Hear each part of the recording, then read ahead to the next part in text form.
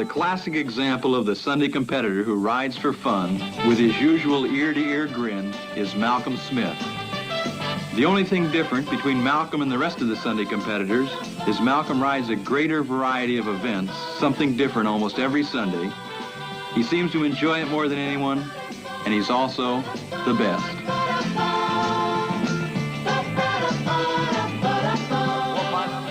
Back in 1968, when being interviewed by Wide World of Sports about his amazing performance the year before in the Mexican 1000, he didn't talk about how tough it was.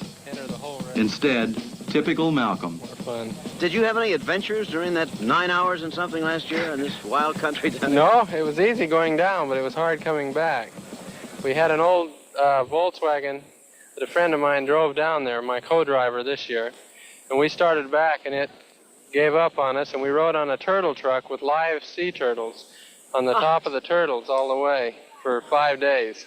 On the top of the live turtles? Top of the live turtles. And it smelled very bad all the way back.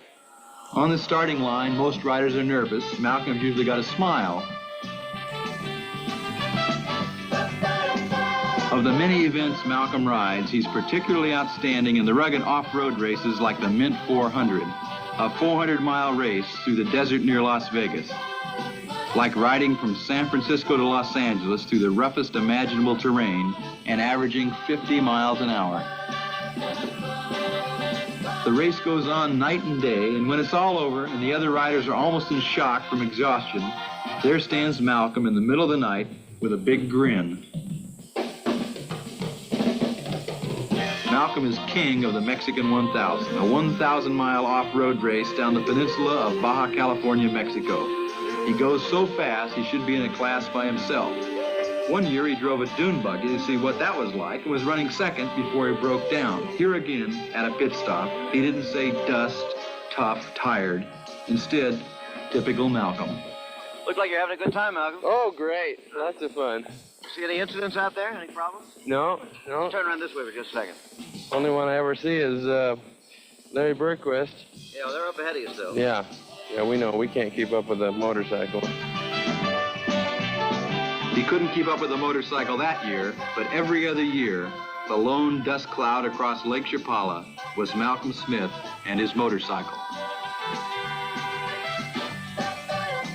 He never failed to lead. One year, he was 2 hours ahead of the next machine at the halfway point and rode the final 200 miles on a flat front tire. The rougher and tougher the event, the more skill and human endurance it takes, the better Malcom likes it. As he would say himself, that was really neat. Have you heard about this?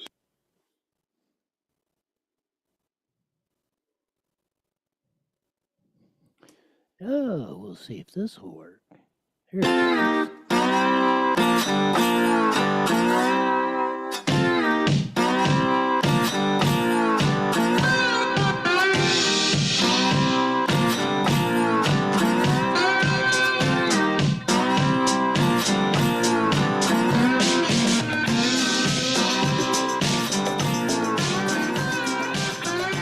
There's that funky so live guitar music that comes in every Monday through Friday, live at 5 on the Evil FB Network and Rumble. Check us out, subscribe, type in Newswire on Rumble and YouTube and X. I think we're on there also. Of that sad note to pass along, as we had the intro was the clip of the legendary Riverside Inland Empire motorcycle rider, dealer. I'm sure a lot of you bought a few stuff from motorcycles from the Malcom Smith Motorsports in Riverside, plus a lot of accessories and everything he's built over the years. Man, that guy was killer. And he didn't really like riding the Baja 1000 through the desert and things like that, but Lake Elsinore Grand Prix, which should probably come back, and all that. Just one of the great guys that you'll ever would have run across. I had the pleasure of knowing him, like with a lot of the racing legends around this area. Sad to say, He passed away today at the age of 83. And if you didn't watch the movie On Any Sunday, it was made back in 71. It's got Steve McQueen in it. A lot of flat track racers like the Burrito, Gene Romero, Mert Lawwell, had Malcolm Smith in it, and many others. Heck of a movie going on of that. That's where you saw the clip of him riding across the desert on that to one of his, I think he won the Baja 1000. I think he won it every time he finished 6 times. I think he ran it 12 times. I think he even won it once in the Dune buggy, in the Class 1 buggy race too. But again, Malcolm Smith passes away at 83, and our area, especially in the motorcycle community in general, will suffer a great loss. Rest in peace, Malcolm Smith. A lot of other stuff going on across the region. We know that the Mockingbird media, along with the Harris Biden campaign, and it seems to be a disease, and I'm not saying the guys in the center right don't tell a fib or two or run some misdirection. But these guys are just flat out 100% look in the camera and have no conscience about lying. And it's really sad that we cannot trust our media. And I mean, if you want to go back in a ways, I mean, Thomas Jefferson, Adams, they had newspapers, and they had newspapers that batted each other back and forth. Ben Franklin had a paper, and he had 16 pseudonyms or something that write different opinion pieces or comments in there. So, I mean, I get shaping the narrative. He who shapes the narrative wins. But, you know, we did have a expectation, even in the days of the dark days of the New York Times or the Washington Post or the LA Times or the Chicago Tribune or the Eye, the Peacock, and the Alphabet ABC network and things like that. I mean, at least we had an expectation that they were somewhat reasonably give us some honest reporting in there. Commentary's commentary. And make no mistake about it. I don't make no mistake. I have biases. Everybody has a bias. Even if you're a reporter and you're just trying to report the straight news, you have a bias. Now, as you're doing the reporting, if you're reporting on the story, you should more take away that bias. If I'm reporting on a story or I'm telling what the facts are, as much as I can, I try to leave my opinions out of it. Now, when I'm doing this or giving my 3-minute dissertations at the local political genre, this is all opinion. This is all where I think, or others or guests we have come on, think things should be going or how we see it. And that's all fine and good, like I say, but the water's fine. Come on in. I welcome. In fact, I find it very hilarious. Most of those, even if you believe they may have the same opinions or maybe, let's say, the same philosophy as I do, or, you know, basically say 70, 80% see or 90 or 110, see it the way I do, how many of them are afraid to come into this playground? And I really would love those from the other side to come in. Because even I don't like to hear things in a monolithic tone. And as I've said, if you think I'm saying something wrong or I don't have something right, come on in and prove me wrong. That's what we should be doing in all of our stuff. And maybe as things work this year and things are, you know, we have some different circumstances put in front of us and stuff, maybe we'll do some things to facilitate that. One program I've talked to, before we get to that, and I want to update people on that, this one program that I'm going to be working on, or I've started, and we'll see how it goes. You never know how these things ultimately pan out. Sometimes they work, sometimes they don't. But I want to get to where kids can learn to communicate. And because, and there is, and I've been one of the biggest pushers on it, getting the cell phones out, and I'm all for that. In fact, I will be supporting that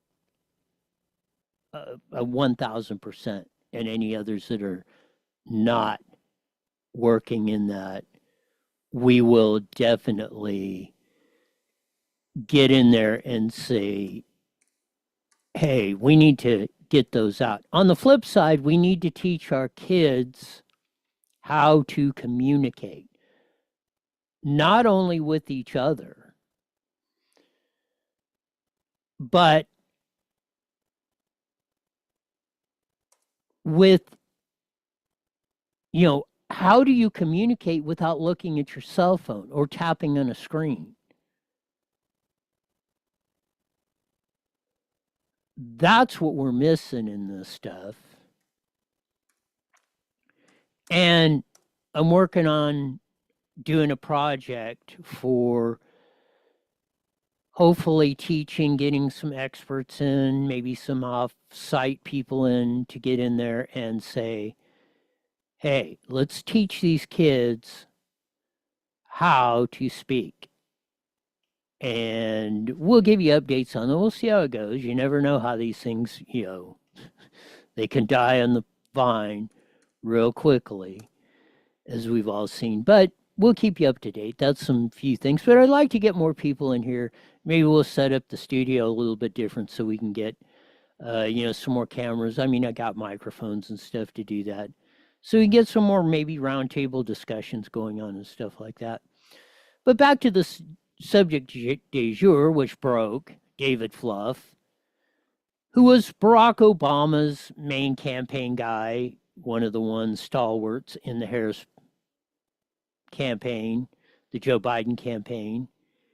He's worked it a lot. And he came out, he was on of course the blame game goes on. Everybody wants to roll on how they're, how it wasn't their fault that, Harris lost. But he had some interesting things to say with some others.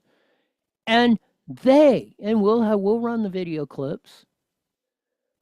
The Harris internal polls, and we were reporting them. Rich Barris was reporting them from Big Data Poll. Mark Mitchell from Rasmussen was reporting, and others saying it's bogus. People are sharing these polls from the Harris campaign with us. And there's no stinking way. The polls we're seeing, Harris is never ahead. Not in Pennsylvania, not in Wisconsin,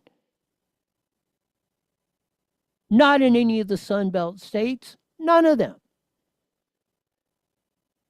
In fact, their internal polling. Remember when the debate came on? And, it was all over. I mean, you couldn't hardly hear. Harris won the debate, cleaned Trump's clock, going up 27 points in the polls and all this noise. Fluff now comes out. 0.5% is all they saw a bump after the debate. I kid you not.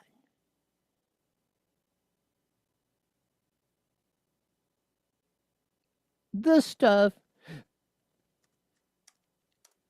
is absolutely ludicrous of what we're dealing with. I mean, you can't make this sort of garbage up. And this is why you know, NBC's throwing in the towel on PMSNBC, as Rush used to call it. Because it's absolutely 100%. They weren't even BSing. They were just flat out lying. All this Harris is up this and we're doing good. And they would get on with the, you know, because they're using internal polls. They're using these other polls. They couldn't show their internal polls to the donors or supporters or anything because everybody would have given up and it would have killed the down ticket. So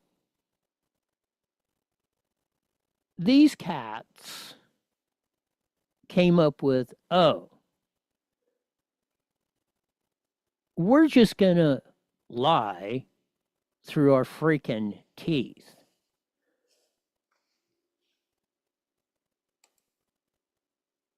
And this one, this is a coup de grace. And we ran it yesterday.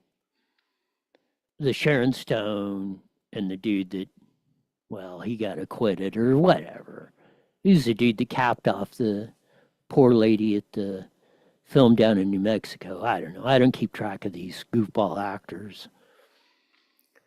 Sharon Stone blamed Trump and had a rant on the ignorant and arrogant hicks who never vacation in Europe. Now, you talk about an ignorant and arrogant statement. Sharon Stone's got to, if that's not number one in all-time history, that's got to be in the top three.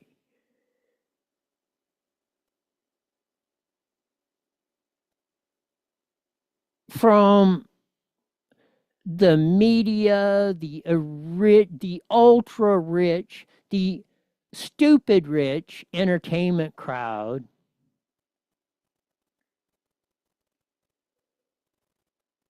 to most of the big businesses, you know, sans a guy like Elon Musk. Elon Musk started out this way too.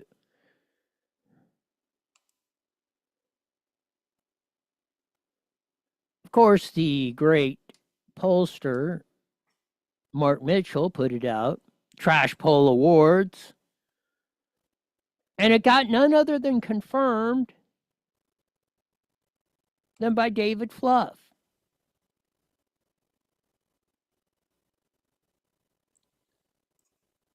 But they didn't want to put out their own internal polls to donors and everything because they knew they were losing. So they would have whatever Marxist or YouGov, and the YouGov, you see them, The Economist and Yahoo and everybody. That's the same palette. They just reweighted it so it looked different.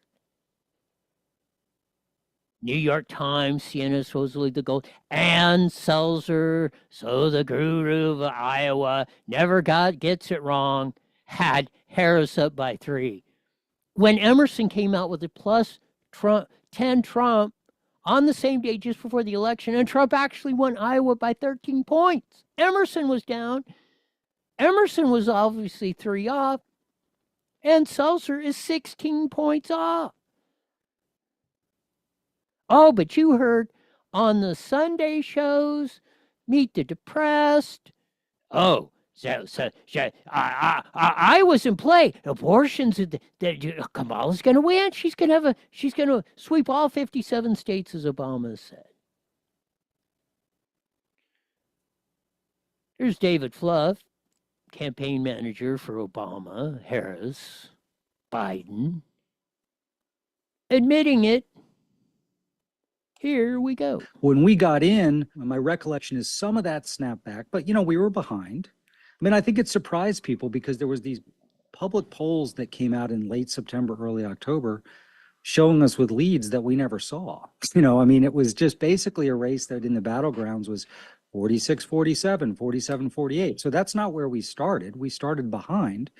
She was able to climb out. I think even after the debate, we might have gained, 0.51? It wasn't a race that moved a lot.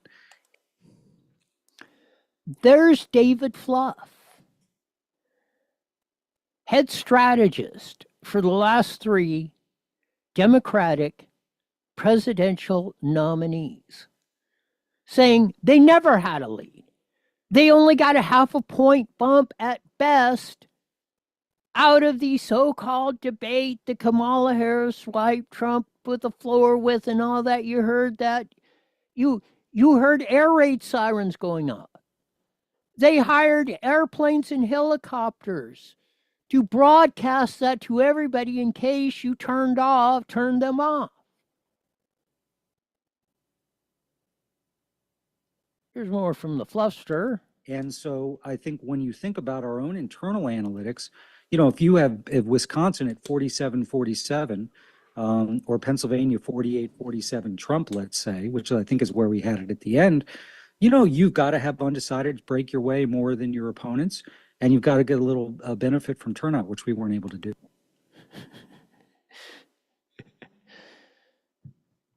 And in fact, they were closer. I mean, the campaign strategists who are actually calling the shots do not want, I mean, unless they're trying to do a fundraiser poll, but I mean, they actually do polls that they want they go out and say, hey, where are we at? Because if you're behind in a state, you know you got to put effort in there. If you're 10 points up or 5 points up, then maybe you can shift some resources from one place to the other.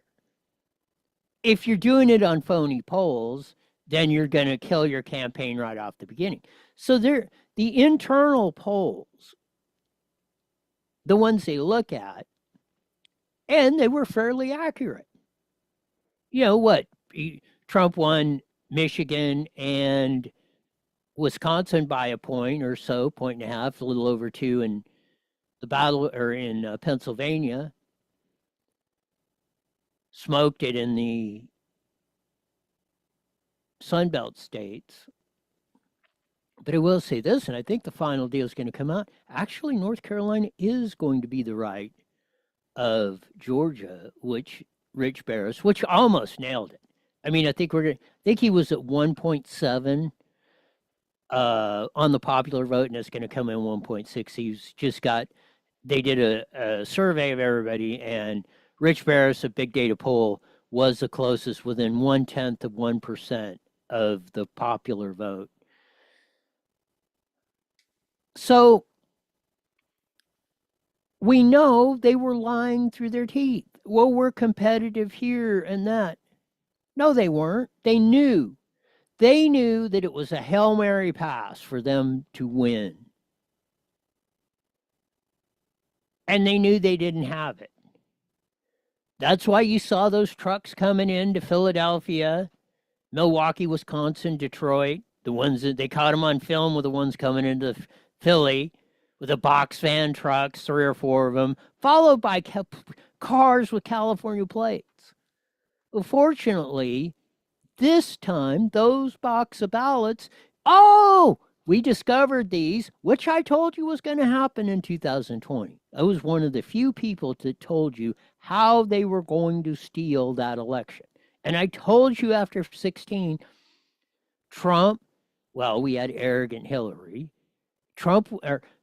The Democrats were not going to get their pants caught with their pants down in 20 like they were in 16. This time, though, again, it snapped back.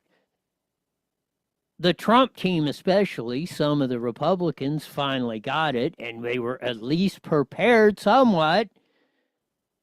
Now, there's going to be some amount of fraud or discrepancies in any election. There's nothing going to be 100% perfect. But if we can get them down to 98.7%, like if Trump comes in and says all mail-in ballots, basically we're going to vote on election day and that's it, at least for federal elections, that will go a long way to cleaning up the whole voting deal. But that was one of the shocking and stunning revelations by David Fluff.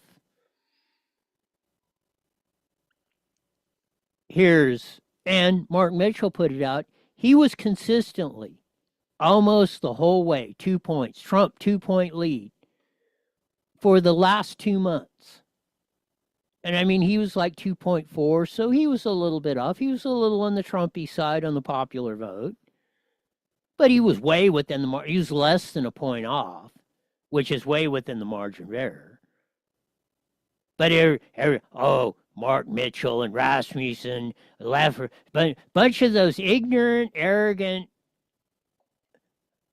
hillbillies that don't know what they're talking about.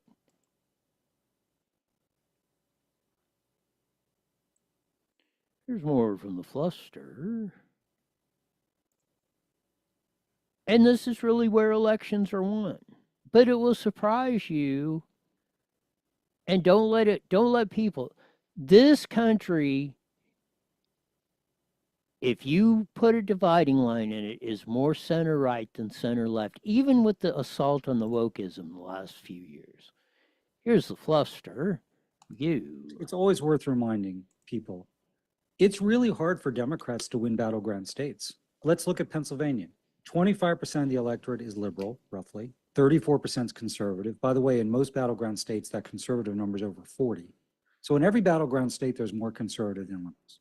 So in Pennsylvania, if experts are to believe, Trump won conservatives 91.8, Harris won liberals 93.6. Moderates, Harris won 56.43, but you kind of got to win 60% of them, right? So there you have it from David Fluff. If you're on the center left, you've got to win moderates by 60-40. She won them 56-43 and that. But we got work to do. But look, like you said, in the swing states, in the Rust Belt, yeah, it probably is 34-25 conservative, liberal, and then the rest in the middle. But like you said, if you go to the Sun Belt, the North Carolinas, Georgias, Arizona, now Nevada, you're up to 40%. Maybe 30% on the liberal side or 28, but you're getting a bigger spread. That's why you see the bigger percentages in the Sun Belt, because they got to probably win those almost 2-1 on the moderate or the swing voter. The swing voter in the swing states. In the Sun Belt, they kind of probably win them 2-1.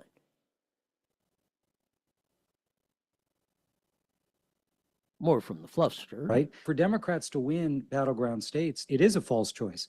You want to maximize your base, of course. And that was a place where we spent enormous time, a lot of resources. That's critical. And obviously, I think in Milwaukee, just to use that as an example, we hit our turnout targets, fell a little bit short in Philly and Detroit. So that's not good. That's part of the equation. You've got to couple that with dominating in the middle, not just winning it a little. We have to dominate the moderate vote. And I think as we look ahead to 26 and 28, particularly where you have seen drift amongst non-college voters generally, particularly those of color specifically, we obviously have to get some of that back. We can't afford any more erosion there. The math just doesn't fucking work. You heard it from the fluster. The math doesn't effing work. So don't let, if the center right loses, if we're losing, we lost seats from 2 years ago. We lost seats in the House. We gained them in the Senate. We should, it's probably going to be about 230, 220, 215 when it all shakes out in the House. Of course, it's 53-47.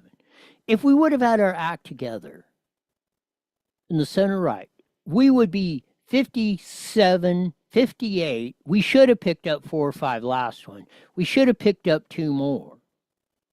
But that's due to the incompetency of the establishment part of the Republican Party that's still in the Trump MAGA movement. We need to flush them out, which we are, the Bushes, the Cheneys, the McCainites. The McCains are the reason we lost the seat. Kerry Lake didn't win.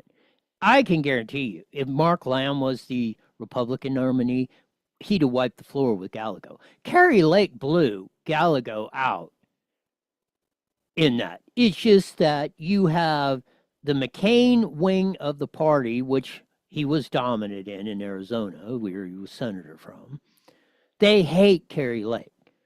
They probably hate Kerry Lake more than the wokeists hate Donald J.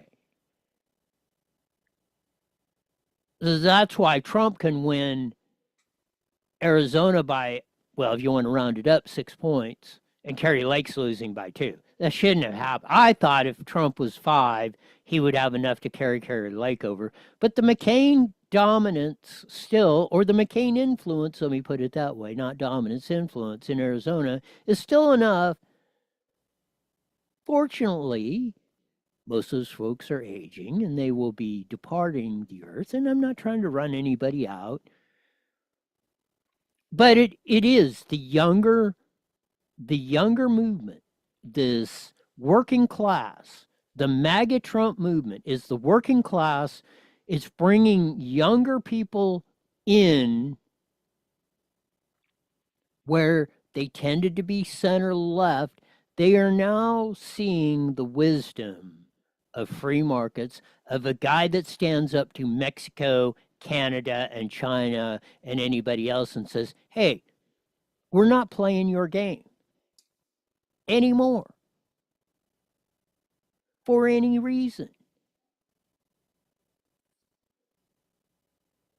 We're done with that ish.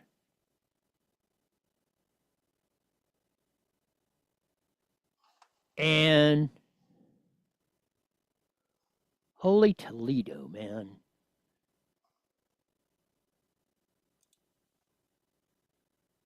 I think we've hopefully this time, if we can capitalize on the Trump MAGA movement and build on it and build on the constituency we built, we should be able to dominate elections for decades. David Fluff is telling you you should be. The only reason they're doing it is because in a lot of cases, the center left has been outflanking us. I'm hoping they've overplayed their hand enough with the wokeism and the George Floyd deal and shoving Biden down our throat and then Harris. I think people overall, that middle has had enough. And that's why it's important for Donald J. to be successful, even more so than he was in the first stint. And I think he will. And we capitalize on this and emphasize it, because if we do, we will get back to America as it was founded in 1776. Life, liberty, and the pursuit of happiness. And everybody will enjoy life much better. I can guarantee it. Is there's one thing I can guarantee is if we're not practicing stupid, then we will all be better off.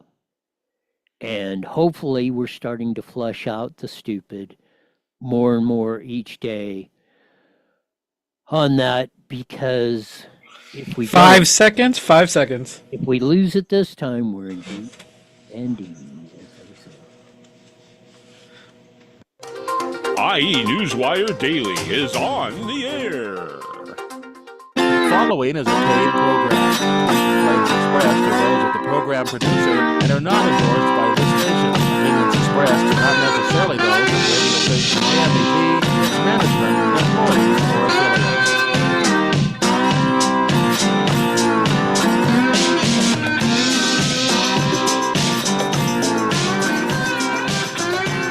There's a funky slide guitar music that comes in every Monday through Friday live at 5:30 on the Mighty Met 1490 AM, broadcasting all over the Inland Empire and the aforementioned AM band. Join your vast video audience, Neva Big Network, Rumble, YouTube, and X. Well, Roy Bleckert under X. Maybe we'll get an IE Newswire going on there too.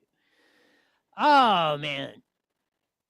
Sad news today. Inland Empire motorcycle legend, had Malcom Smith motorcycles of that, won the Baja 1000 motorcycle race 6 times. I believe he won the Class 1 dune buggy race.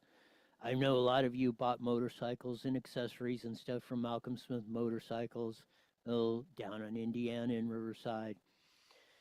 They had the factory where they built stuff out there on off of Columbia of that. He passed away today at 83 years old. And this is Jesse's assignment. Go back to 1971 and watch the movie On Any Sunday. Malcolm Smith is in there along with the other stuff. You can see the old Lake Elsinore Grand Prix. We used to have the great motorcycle race through Lake Elsinore, and that you'll see Malcolm Smith and many others, Gene Burrito Romero and Mert Lawwell on the AMA 1 mile circuit and stuff like that. But Malcolm Smith was an absolute motorcycle legend, especially and from the Inland Empire. He passed away today at 83 years old. And that's, again, Jesse, your assignment is to watch the movie On Any Sunday instead of that other stuff you watch. I think you'll really enjoy it. And you'll understand some of the history. And you might understand why some of us are not wrapped real tight, because that's the era and the guys we grew up with at the time and the things we experienced. But rest in peace, Malcolm Smith. We ran in the first part of it, of that, and we did run a clip. If you want to go back and look at it, we ran about 3-minute clip of Malcolm Smith on the movie On Any Sunday. But we did run through the phony, baloney polling, the lies the Mockingbird media told us all through that. David Fluff, chief strategist, campaign manager, whatever, from Obama through Biden, through Harris. I mean, he's one of the go-to gurus of campaign strategy for the left, the Democrats. He came out and said, and we ran the clips, he came out and said, we were in any of the Sun Belt states, in the Rust Belt states, our internal polling never showed us we were ahead. All that fake narratives on all the Marxists and YouGov and Emerson and whomever, Nate Silver and the old Fizzle 538 and all that was all a bunch of bogus baloney BS. Harris up by 27 points. Harris was never up. In fact, she's losing, the final number is probably going to come in, she's losing the popular vote at 1.6%. The last non-incumbent Republican that won the popular vote was 1988, George Poppy Bush. Now, his kid won it in 2004, but he was obviously the sitting president, and he was running against the dip-ass John Kerry. Which, remember, back then they were telling us how Kerry was going to win and wipe the floor. This never stopped. You had Boxer up there protesting the election when she was U.S. Senator from California. Where's the election denier? Who are the real election deniers? She was protesting it along with others in 16 when Hillary lost. They challenged every frickin' election that they didn't win. I don't think they're going to challenge this one because they got their ass stomped. David Fluff even said it. They got to win in the Rust Belt. In the Rust Belt, they got to win moderate 60-40, according to David Fluff. Maybe since this guy is a James Carville, he was James Carville of Obama Harris, that of James Carville was to Bill Clinton. And in that era, they come in. I mean, he's like the guy. He's the guy that figures all this stuff out. We need to go hear that. And he's telling you, in the Sun Belt, they probably got to win it 2-1.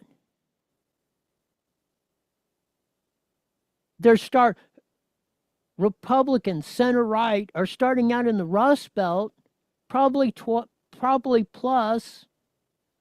34-25. And then you got the moderates in there, so they got to win them 60-40. Even worse, 40% They're starting out center right in the swing Sunbelt states, North Carolina, Georgia, Arizona, Nevada.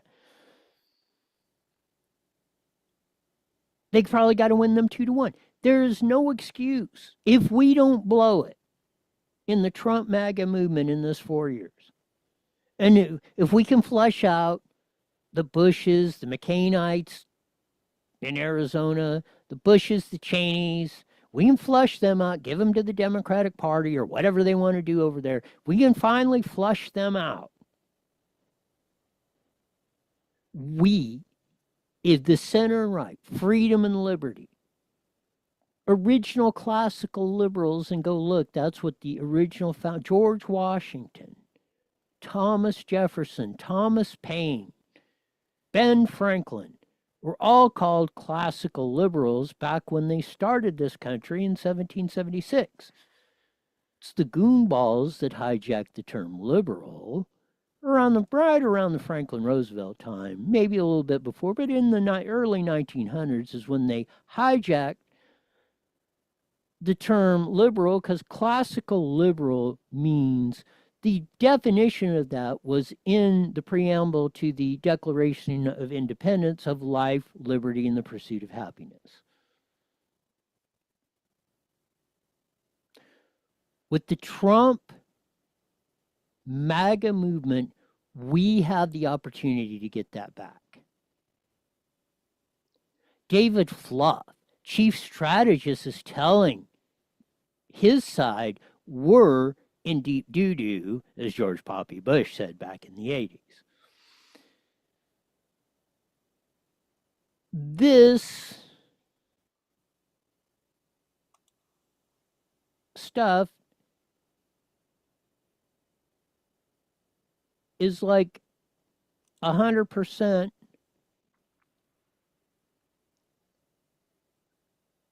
going our way.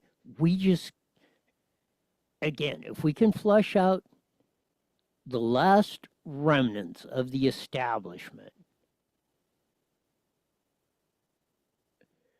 we will dominate the political culture for decades.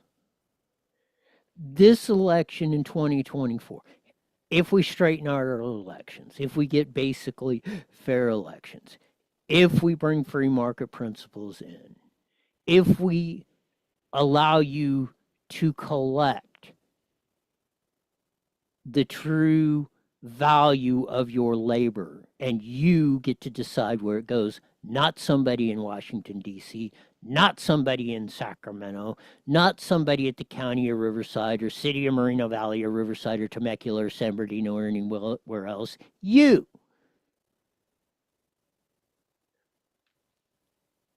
If we don't back up and we don't blow it this time, again, we will govern for decades. David Fluff is the guy that's telling you that we can do that, and we will do that.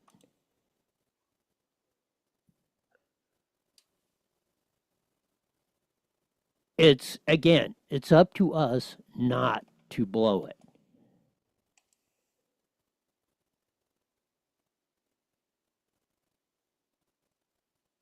Here's one more. This was on CNN.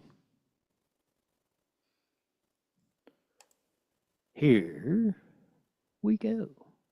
This mistake actually came very early on. They didn't run a process. They made an excuse of $317 million in the kitty.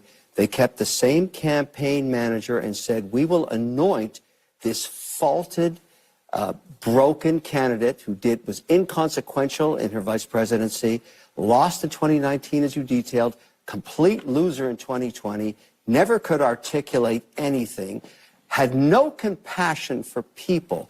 And her own advocates, let's not forget this. I remember the minute this happened, I was in Europe.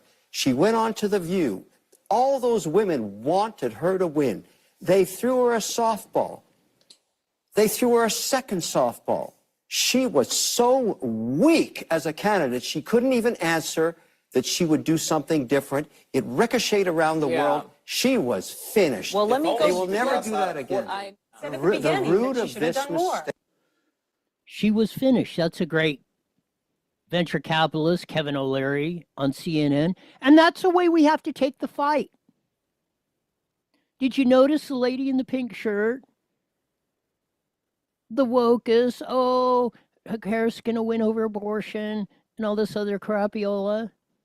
She's sitting there where you have Harris and you have Scott Jennings, who gets shut down on that. He's another convert. He was a Bushite, but now he's on the Trump MAGA movement, like J.D. Vance, Elon Musk, and a lot of working class people. A lot of younger folks are flocking to this movement because they're the ones that have been, they've known basically most of a life of getting hosed over. And looking, and they're seeing, you know what? Our future doesn't look good at best if we don't turn that around. But Kevin, that's where we all need to be like Kevin O'Leary. Don't be afraid to stand your ground when you're right. And that's what I was talking about, the project I'm working on, and hopefully it comes to fruition, to teach it in the schools. Teach people how to communicate. Teach them confidence. Teach them not to back up when you know you're right. Don't stick your head in the ground. Stand up and fight.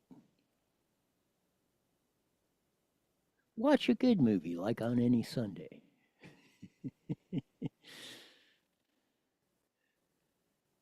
Real Americana.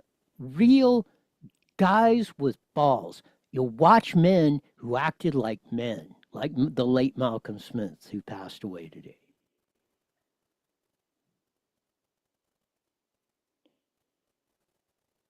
You gotta, like Kevin O'Leary just did. And they had the other white chick that was in there going, every time he's good. Just shut up. You know, we're trying to keep you from not looking stupid.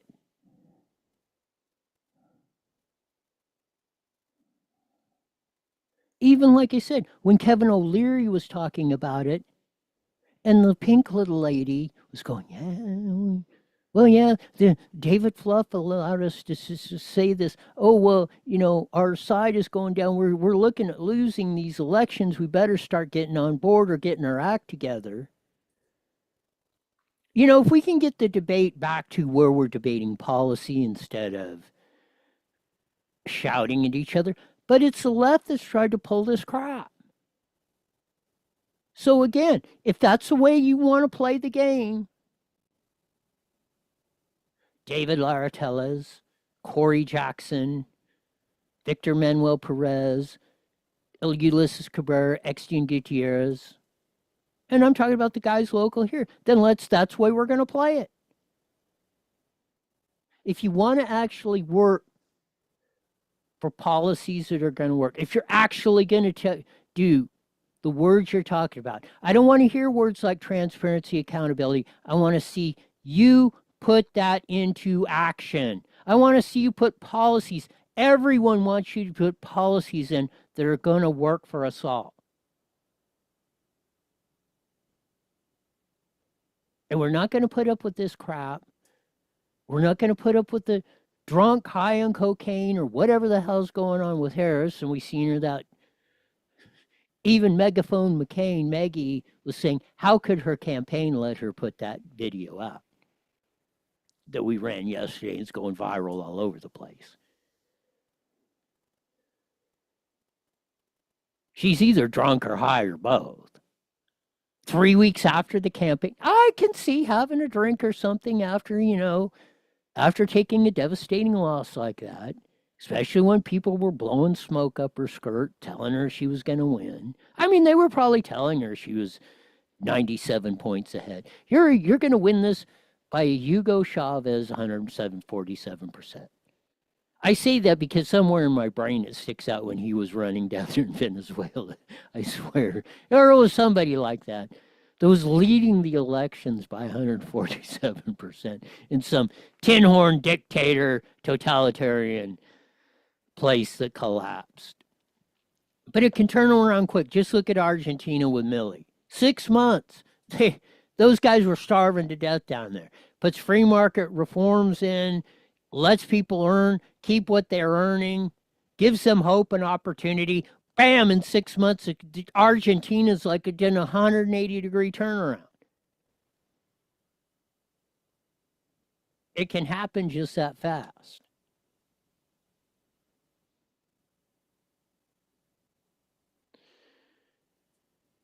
Let's hope that it does here. Well, and of course, as I rattle off, don't have time to run all the clips here, but Jay Bhattacharya of the Great Barrington Declaration, who came out and said, all this phony vax and mask and social distancing was a bunch of BS, and he got crucified. Credentials from Stanford University on, revered in the epidemiology community, and was trashed for putting it out, was banned by the former what it was called, that other stupid name, which is another reason. I'm glad that stupid name is gone, because we can't feminize everything. X is a great name.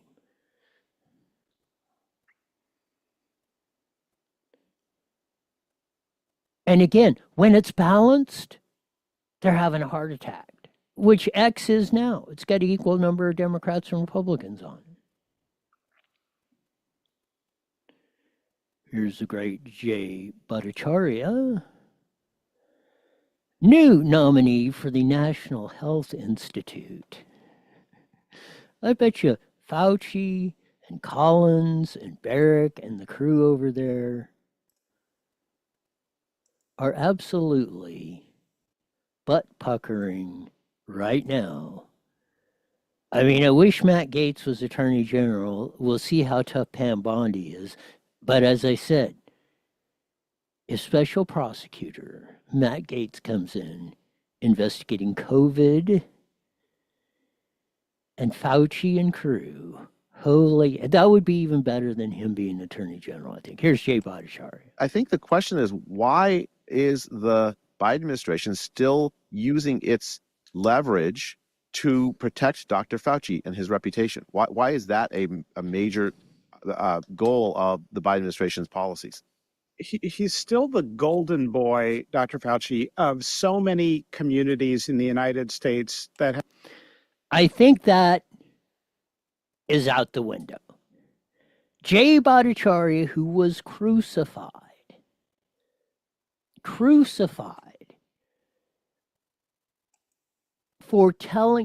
following the real science.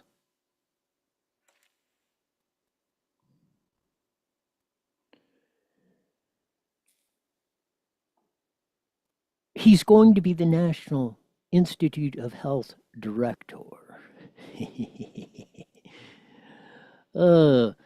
Of course, he's going to be handing out these certificates of achievement awarded to the unvaccinated for surviving the greatest psychological fear campaign in human history that I am a proud member of. And I know many of you listening to the show are.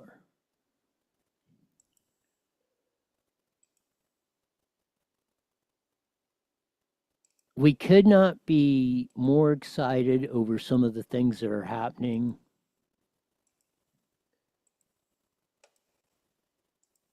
It's looking brighter.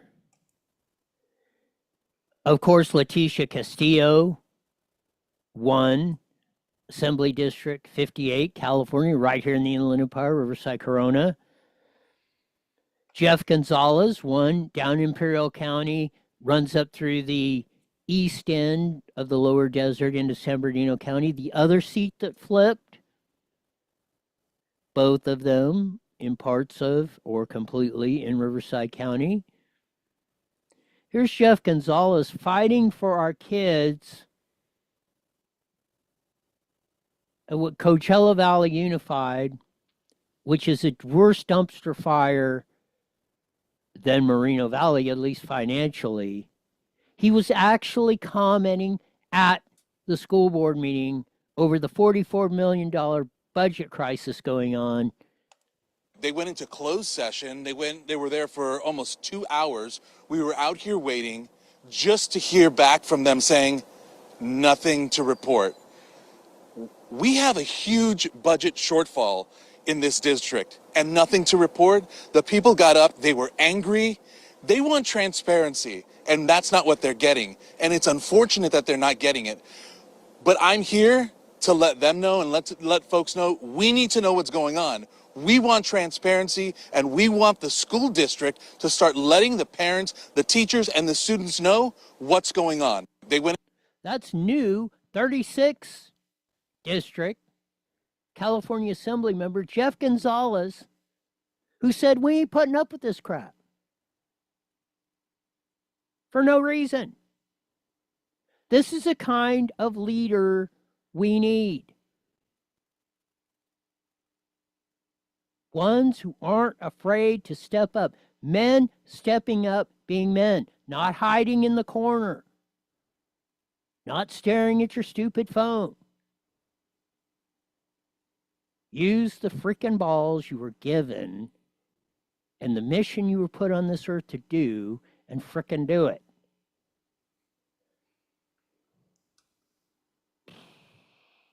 There's the Leticia Castillo victory statement, thanking everybody. Brighter days are ahead. It looks like we're going to lose a couple of congressional, maybe 3 out here in the congressional seats. A little bit mixed bag in California, better across the rest of the country. But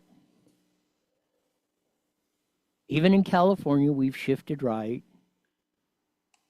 We just started peeling that pendulum, which is so far over the left, the pendulum was actually bent. We're just trying to take the bend out of it right now. But at least we're started. You got to start somewhere, especially when you were so far in the hole. Oh, man. As you know, I've been talking about standing up for our country, doing something. These big box stores stayed open while the little guys closed. Will our voices be heard? Does voting with our dollars work? PatriotSwitch.com gives patriots the power to walk away from the big box stores forever. Stop supporting the enemies of freedom now. That's why PatriotSwitch.com was created, for those who support America. PatriotSwitch.com. Is your car doing the hucklebuck and afraid you will be stuck? Well, head on down to Toyota of San Bernardino, Nissan of San Bernardino, Subaru of San Bernardino, in the San Bernardino Auto Mall, and catch a Camry, look ravishing in a Rogue, or be styling in a Subaru. Don't forget I-10 Toyota in Indio for those of you in the lower desert. You deserve to be the happiest human on the planet. So head on down to one of these 4 great dealerships for the car of your dreams. Spread the word. IE Newswire is now on every Monday through Friday, live at 5 p.m. on Rumble and KMET 1490 AM, 5:30 to 6 p.m. Join all the cool kids who want an eclectic look at the news without all the filters of the evil scoundrels of social media and the despicable dorks of the dominant press. Don't bumble and stumble. Subscribe to IE Newswire on Rumble and roll with the best hillbilly hoedown around. That's it. If you want to buy American, go to PatriotSwitch.com. If you need a new Subaru or Toyota, go to one of Cliff Cummings' great dealerships, San Bernardino Auto Mall, the 10 and 215 freeways, over get I-10 Toyota down in the lower desert. Programming note. I don't know if I'll be on at 5 or 5:30, but we'll try to do something tomorrow. As I've said, usually I always say the most important shows are the ones I do on the holidays, because I know a lot of people that have to work or are traveling or doing things that can't that, or for circumstances can't have the day off or something or have to work to keep things going. It's always a bright spot to hear some live programming somewhere if you're cruising down the internet or the radio dial. So we'll try to do something either at 5 or 5:30 tomorrow, as we usually do on the holidays on that. So for those of you that aren't tuning in, and I know a lot of you will, have a great and happy Thanksgiving. Come back on Friday, or maybe if you're doing vacation, come back on Monday. For those of you who are stuck or need something to do, we should be on live at least at 5 or 5:30 tomorrow. Let me get the right one. There we go. Hello for today. We usually say at this time, mandatory you're back here in 23 or maybe 23 and a half hours. Here at the best darn show in the whole wide world. Until then, see ya!